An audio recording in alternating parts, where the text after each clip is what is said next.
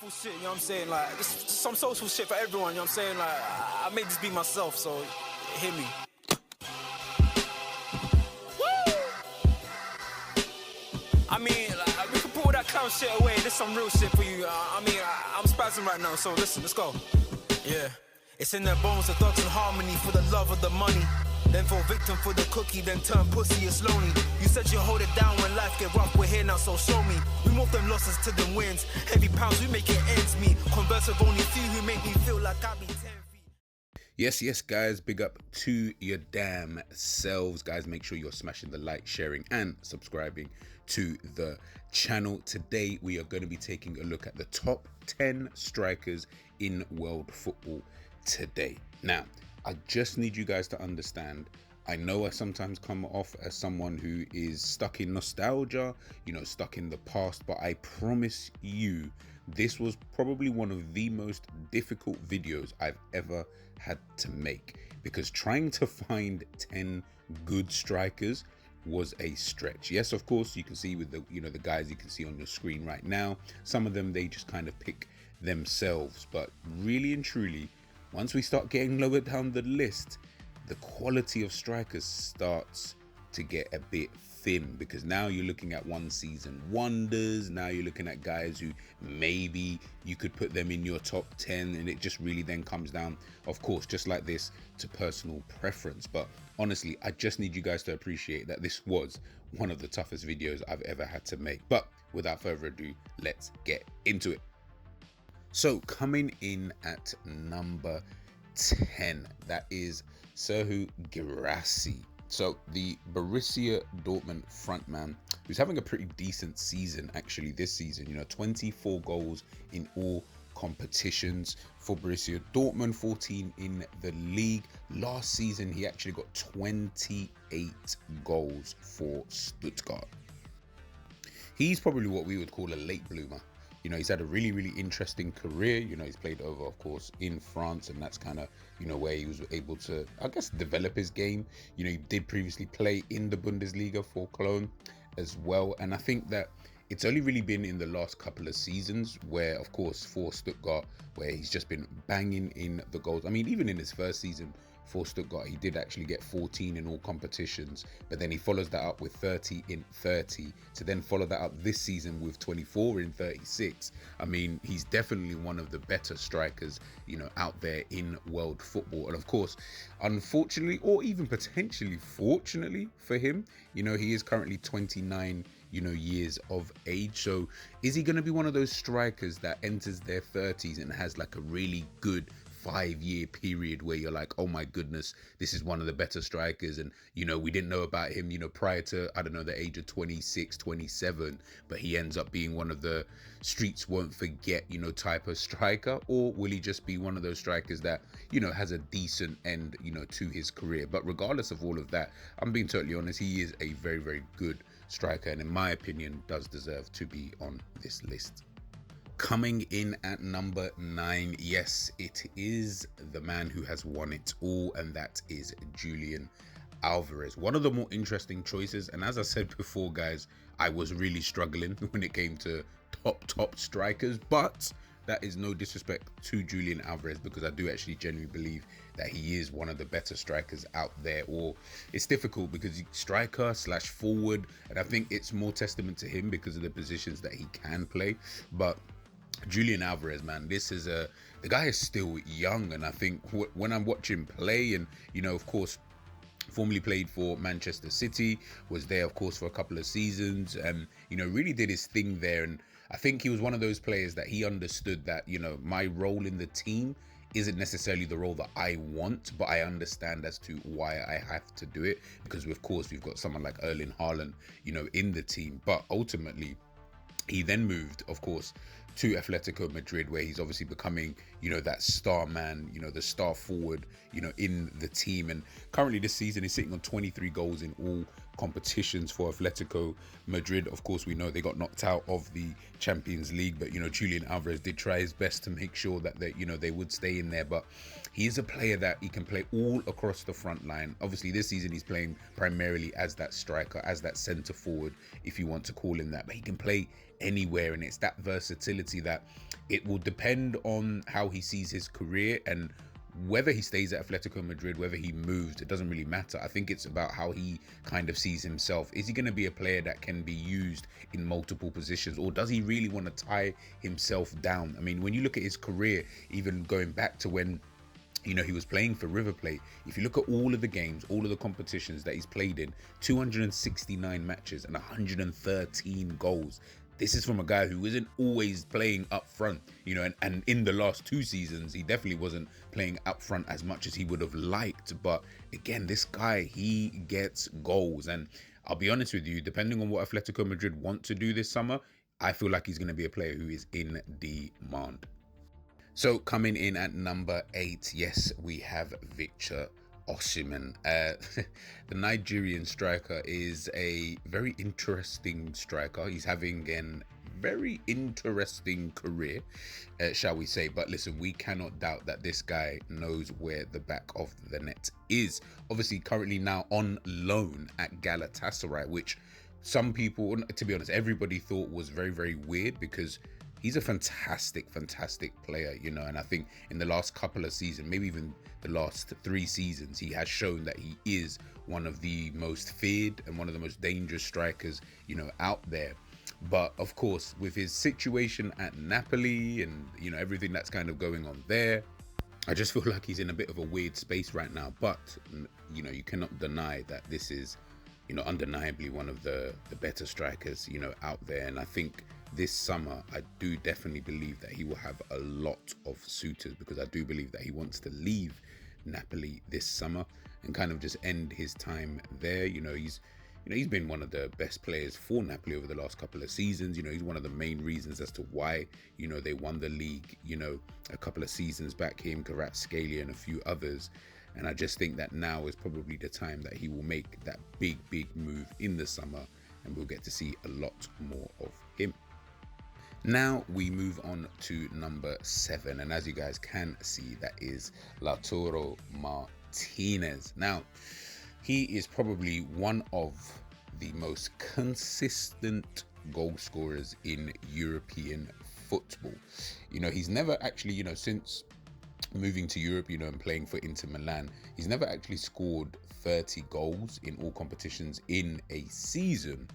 But what this guy will give you is 20 plus, more or less every single season. I think there's only been a couple of seasons, where he hasn't actually done that.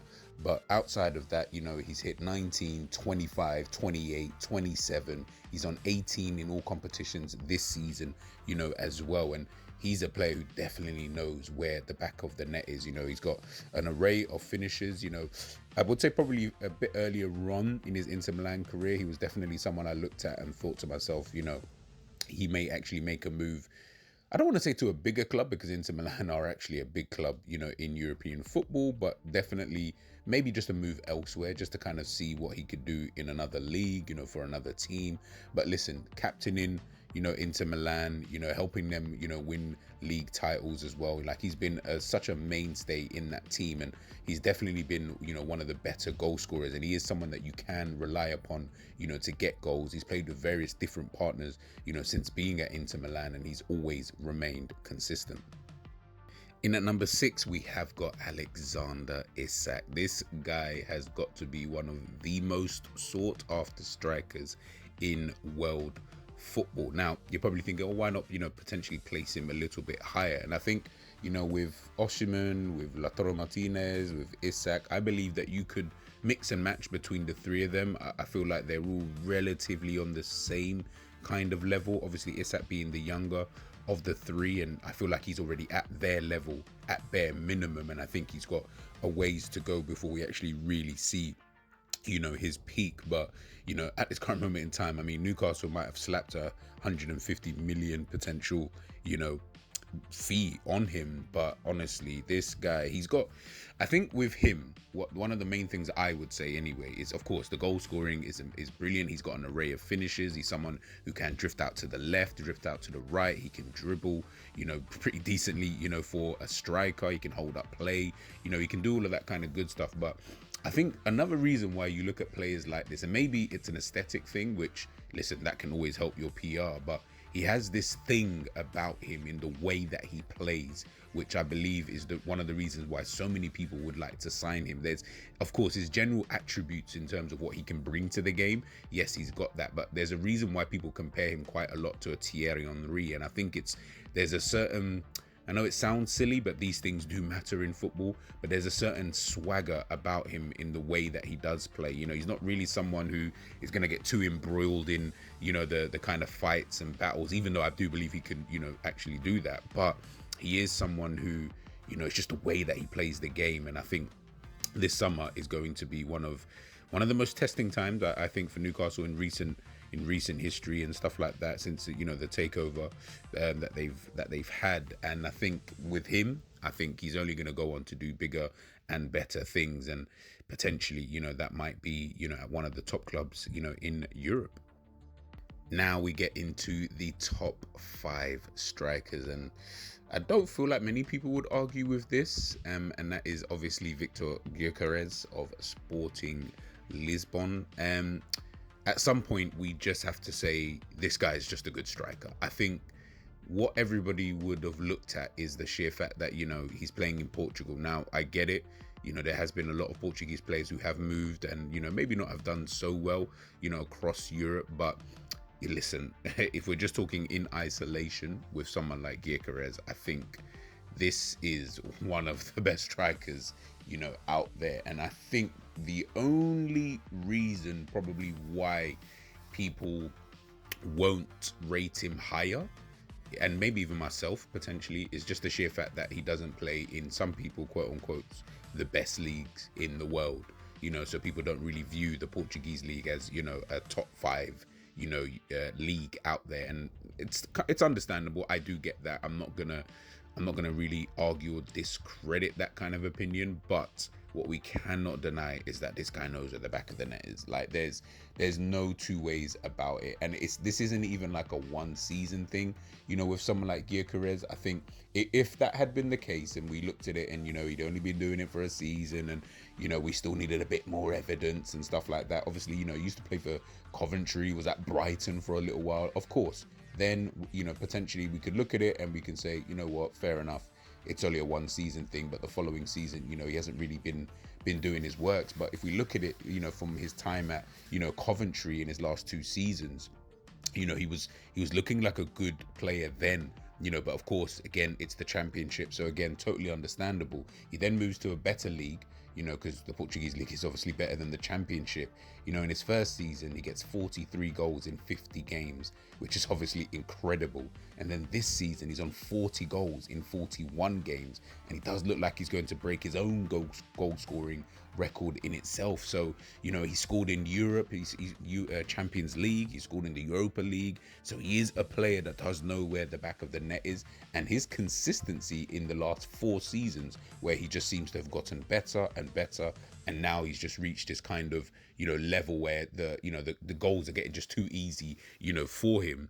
Listen, honestly, I look at him and think, yeah, this could be a player that in the summer a lot of teams may want to just invest in, you know, just to get that guy. Even if it's only going to be, he's going to do this for the next 2 more seasons, just do it now. Do it now, because he is definitely one of the best strikers, in my opinion, out there.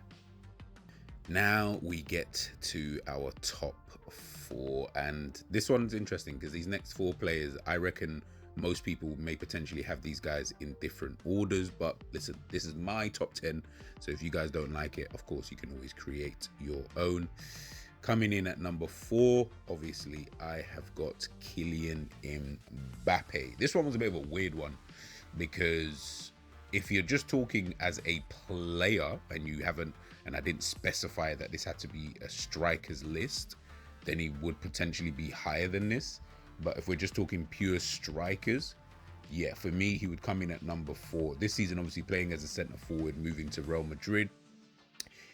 For me, he's just a forward at the end of the day. Like, he plays left wing. I've seen him on the right, I've seen him up front. So it's difficult really to pin him down to like one position. But of course, based on this season and, you know, the amount of goals that he has scored this season, you know, for Real Madrid since moving there, you know, a lot of people have spoken about him. A lot of people have said, oh, you know, they didn't really feel that you know, is this going to be a good move for someone like Kylian Mbappe? But he's got 31 goals in 44 games.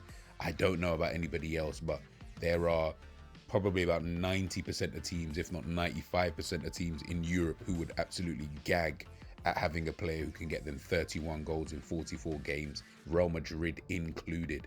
You know, so the sheer fact that so many people had question marks over him, you know, when he first came, I think it was just a case of, you know, they kind of needed, in his first 10 games, he had to have 40 goals. You know, I think expectations, you know, were a bit too over exaggerated, I believe, you know, for someone like Kylian Mbappe. And I think people never really looked at the context, you know, moving to Real Madrid. Obviously, it's a big move in itself.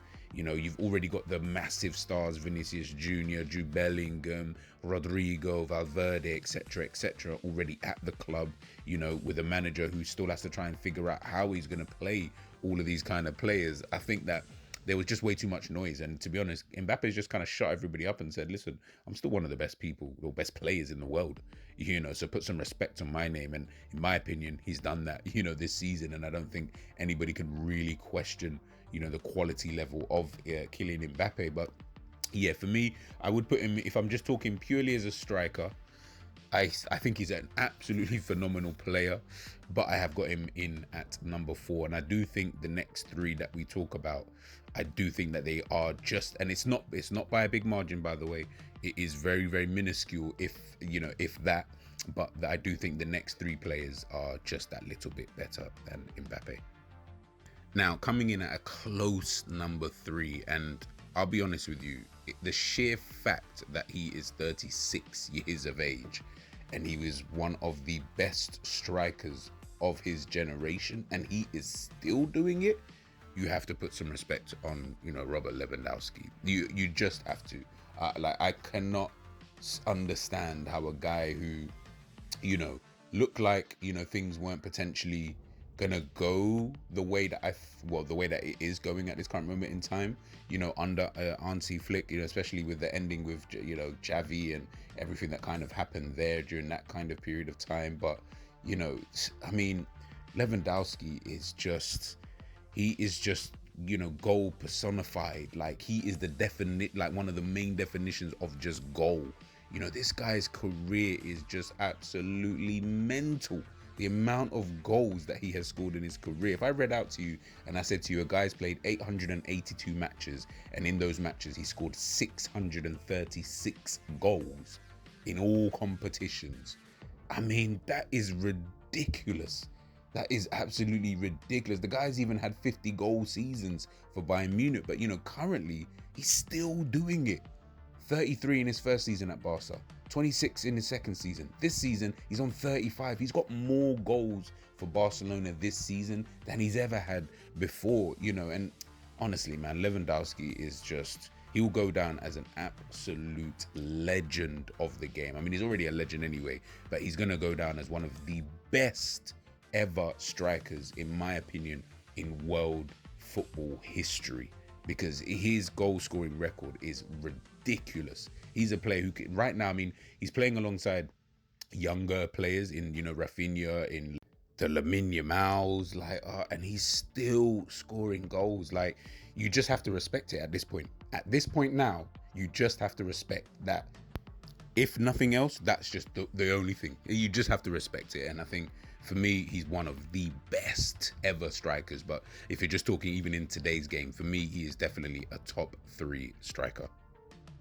Now, coming in at 2, I've put Harry Kane. Now, like I said, yeah, with these, you know, with the last 4 picks, I reckon there isn't really a right or wrong answer. Like, I think you could put them in any order, and I don't think any order would really matter. Like, there's really not much difference. It really is just down to, you know, your own preference, to be honest with you. And obviously my preference is just that Harry Kane right now, you know, again, him and Lewandowski, I actually put them on the same level, to be honest with you, in terms of as players, because I mean, how could I really differentiate between the two? And we're talking about the most elite strikers in the game, especially in these last 4 players, you know, or these 4 players that we're talking about. So Kylian Mbappe, Lewandowski, Haaland, you know, Harry Kane, and these kind of guys. these guys are all elite. So really it just comes down to preference. I don't want anyone to get mad or to think, oh my goodness, why did he put this guy here? And listen, you can put them in any order and it really does not matter. We're just picking at anything really now. But Harry Kane is just, yeah, this guy is a phenomenal striker. He has been doing it, saving Tottenham for years. He made Tottenham a respectable team, you know, single-handedly. You know, and that's why Pep Guardiola called it the Harry Kane team, you know. And yes, he might have tongue-in-cheek kind of thing, and maybe he did take that back, but let's not be funny here. It was the Harry Kane team, you know, with a supporting cast. You know, he was literally the standout player in that team. He's now moved to Bayern Munich, where they obviously had Lewandowski, and guess what? He is still one of the best strikers, you know, in world football today, and he's still scoring goals. And I believe that this season he will finally break that curse, you know, of no trophies in his career. I believe it is time, and I think it is almost a crime that Harry Kane does not have trophies, you know, at this current moment in time. You know, it's his second season at Bayern Munich, 44 in his first. He's got 32 this season. Heck, he even went on a bit of a goal drought, but he's still, you know, one of the best strikers out there. But listen, you guys probably already guessed it, especially because we hadn't spoken about him. And of course, coming in at number one is, for me, is always going to be him. Until such time when he decides that it's not, it will always be Erling Haaland. This guy is genuinely a robot. He's 24 years of age, and the records that he's broken since really playing football have been just out of this world. He's currently on 119 goals for Manchester City in 3 seasons in 137 competitions, for 37 games, should I say, sorry, which in itself is ridiculous considering he came off the back of 86 goals in 89 matches for Dortmund, which comes off the back of 29 goals in 27 games, you know, for RB Salzburg, you know, which is ridiculous in itself, considering he came off the back of 20 goals in 50 games for Mold, you know, and even playing for Björn, you know, he got 18 in 14 for guys. Like, what are we doing here? What are we doing? If you wanted to teach someone how to just be a goal scorer, and I do implore people, if you're talking about Haaland, you definitely need to talk about his entire career. So go back to his time at Borussia Dortmund, RB Salzburg, and look at the way he's playing at Manchester City. This guy has an absolute arsenal of ability, attributes. He can do everything. He can run in behind. He's stupidly quick. He's ridiculously strong. You know, he can eat up ground like there's no tomorrow. He's brilliant in the air. He's got the dumbest finishes that you've probably ever seen, you know, in football. You know, his range of shooting, it's honestly, this guy Haaland is, for me, when I talk about I need a striker, I need someone who knows exactly where the goal is and is just a magnet to it. The fact that he is a robot probably helps, but he is literally a magnet towards goal. For playing for Manchester City, you see all of that faffing about stuff. You see when people talk about, yeah, I need my number 9 to drop deep, and I need him to link up with play. I need him to drop wide. I need him to do this. I need him to be a goalkeeper at times as well. I need him to also play centre back as well as being a left winger. Yeah, see all of that? Nah, that's not me. I want a striker. I need someone who can put the ball in the back of the net at a stupid rate. He does that. Not to say, of course, the other guys on the list don't do that. Hence why I did say the top 4 of this list is very close, and it does just come down to personal preference. But you see him, for me, I feel like he just has the edge over these guys because of just the way that he plays the game and the fact that he's got such an array of skill set. And people obviously try to bog him down, people like Roy Keane, and, you know, call him a League 2 player. I'm like, yeah, you've never watched him outside of the Premier League. That's the problem. You watch Haaland outside the Premier League, I promise you, this is a complete striker. Complete at everything. complete everything I need a striker to do. So I don't care about his passing range. I don't care that he doesn't make interceptions. I don't care that he doesn't, you know, press when I need him to press. Because guess what? He'll score me about 30 goals a season. He's already one away from that this season. Everybody told me that he was having a poor season. I mean, this is a poor season. 29 goals in 39 games. This is poor. Jesus Christ. Please save us. Please save us.